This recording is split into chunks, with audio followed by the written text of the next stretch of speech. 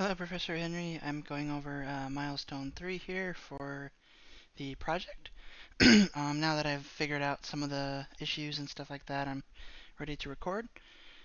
So first things first, elements from Project 1 and 2, character and animations imported, movement, camera track player, health UI, take damage, etc.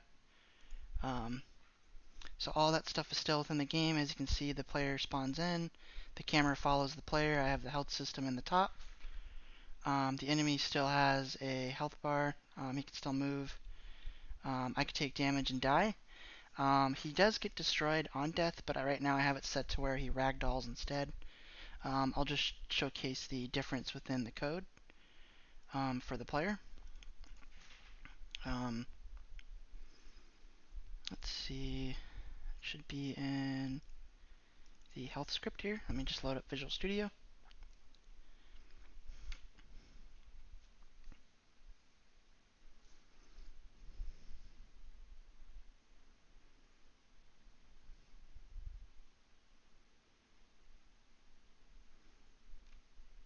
As you can see, instead of having destroy this game object, I have destroy um, or destroy game object. I have the ragdoll dot start ragdoll, where the player will just ragdoll instead of destroy game object. But I could just comment that out if I want to get rid of it. So that is the elements from Project 1 and 2. The second one is to see if the nav mesh is built correctly.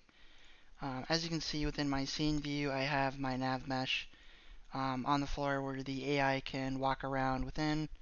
And then I have where he can walk up on the ramp and stuff like that. But in order to go down, like if I jump off of here, in order for him to follow me, he has to come back around and then walk.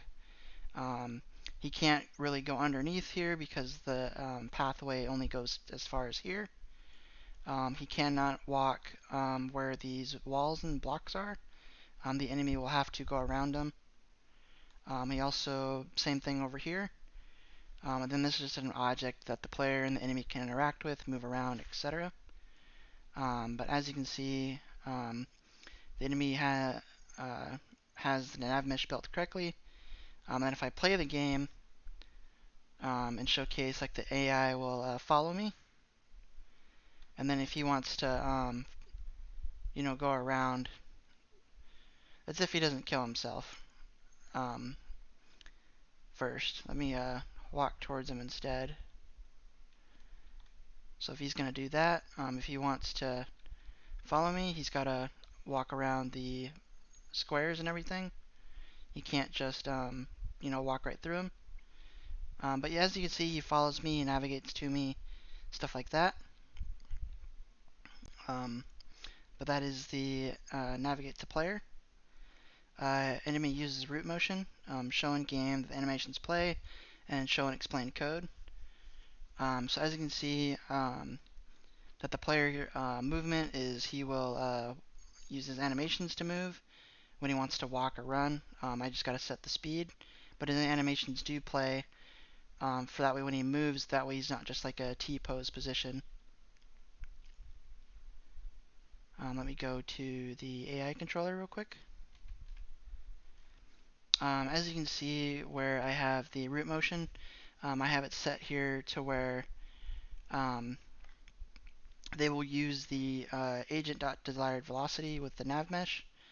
So I'm calling the nav mesh agent component here, where what this will do is when the agent is moving, he will do the forward and right, and it will sync together with the animations and allow the player to move based on the animations. As you can see with desired movement equals vector 3 import or dot move towards, it's getting the desired movement of the player, and then it's using the agent's nav mesh system to calculate the distance with the agent's acceleration and time dot delta time. What this is doing, this is allowing the object to move forward using the nav mesh and also playing the correct animations based on the set floats that I've done, and calling the desired movement Z and X functions up here as well. enemy shoots at player. Um, so I do have it to where the enemy can shoot at the player. At the moment, I still haven't gotten it to where if the player or the enemy holds the weapon, it will use that instead. He does shoot at me. I don't know why he's not. Am I not in range? I should be.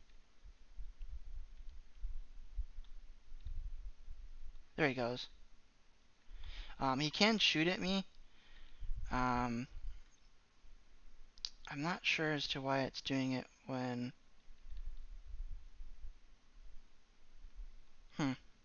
I think it's because of the way I have it set. But as you can see, he can shoot at me, but he can only do it when he's at a certain distance. And then I have that set here on the actual player.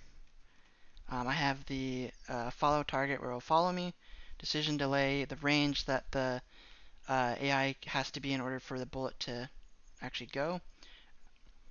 How this code works in C# is what it'll do is it'll check to see if the enemy can shoot.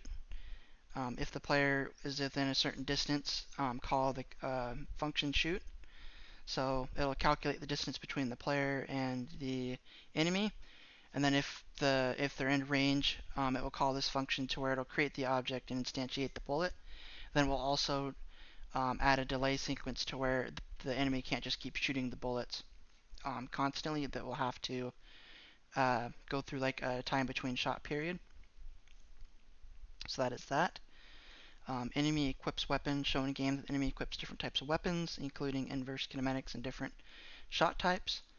So he can pick up different weapons at the moment because I haven't really fixed the shooting mechanic yet. But as you can see, you can pick up different weapons. You can pick up the big gun. You can pick up the pistol. If I go back over to the big gun, he'll pick it up. Um, but right now he killed himself because all the shooting. But he can pick up different weapons and shoot different bullets. I just need to set that within the weapon scripts itself instead of the actual AI controller. Enemy ragdoll on death. This one did take a bit, but I finally did figure it out. The enemy can ragdoll on death to where if I kill it, he will ragdoll, as you can see, and instead of just being destroyed, he'll just be a little ragdoll. So how this code works is on the AI itself, shooter AI. I have an AI ragdoll. For testing purposes, the actual player normal ragdoll was not working. I think it's because of the different controllers were interfering with each other, so I'm going to do some testing to fix it. But at the moment, I just have a AI ragdoll instead. How this works is it will check to see if the object has colliders and the rigid body. If so, react with it. So right now, on start ragdoll, it will turn all of the current colliders and stuff off, and then allow the ragdoll to activate.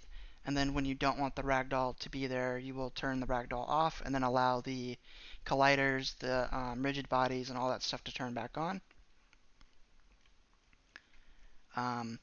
So that's how this works. So on start, it will turn the colliders off and the rigid body, and then when you don't want the ragdoll, it will allow them to be false and turn all of the colliders back on.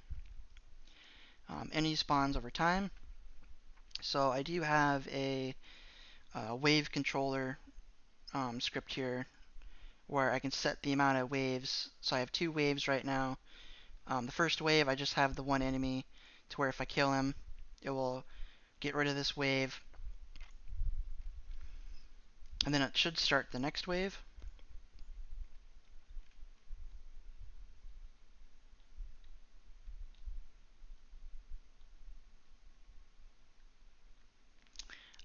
Okay, I just discovered a bug as I was doing it. It's because I set it to ragdoll instead of destroy. So let me go into code really quickly. And fix that really quick. I was not aware of that during testing. So if I turn this off, turn that back on, it should fix that. I was not aware of that issue until just now.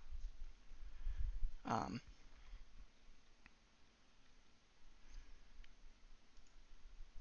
so if I go ahead and kill this enemy, as you can see, it says down below on the console, next wave. What this is doing is, depending on it, so I have two waves, I should have two enemies that spawn in. The other AI basically killed it because I don't have the set tags. But then as you can see, it says game finished. That will pop up when I've defeated all of the waves and all of the enemies in each wave. So wave 1 just has one enemy, and then wave 2 here has two enemies that will spawn in. Depending on the size, I can also set it to where a shooter AI will spawn, or I can set it to where a shooter AI could spawn and then a melee character could spawn in. I really like this wave spawner system. I think it's a lot of fun because you can do a lot of different things. So how this works is, if this will put in a list of enemies that will have the AI controller script. I also have a wave count and then a time between different spawns to allow the game to react accordingly based on spawn times. I also have a wave counter where I can set how many waves, and then I have different spawn points that I can also put in for where I want the enemies to spawn. And then I have a bool to check to see if all the enemies have finished spawning. So on start, it will find the game object tagged player, and this will allow the game to start if the player is in there. If so, it will start the quarantine for the wave, start countdown, spawn wave. It will check to see if there's a player's null. If there is, that means don't do the waves. If there is a player, it will check to see if the spawner has the AI controller script on. If so, spawn enemies within a range based on how many waves give it. And then it will then spawn the enemy within a range of spawn points that I've also put in. And then it will check to see if how much number I put in the length. If so, it'll finish spawning. If not, keep spawning in the enemies until it is finished spawned. And then on update, it will check to see if enemies have died.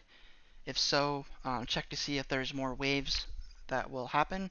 If so, start the next wave, and it'll just keep looping and repeating the process until I decide to set it to where once all the waves are done, the game is over. So that's how the enemy spawn system works. Um, I really like this system. It's a lot of fun. I also have gizmos that will allow it to showcase within the game. Those are on my spawn points. So I have spawn point 1 and 2. I just have two little spawn points at the moment. But I do have some gizmos there that will help. So what this does is it'll draw a color for the spawn point, allowing the designers to see, okay, these are the spawn points, these are where enemies will spawn, instead of just seeing an empty, transform. Um, so that's how that works. Well commented code. As you can see, this doesn't have code or comments on it, but my AI ragdoll has a bunch of comments explaining what each does. The wave script also as well explains how the wave system works. On the where'd it go? The IA controller, that's player. Um,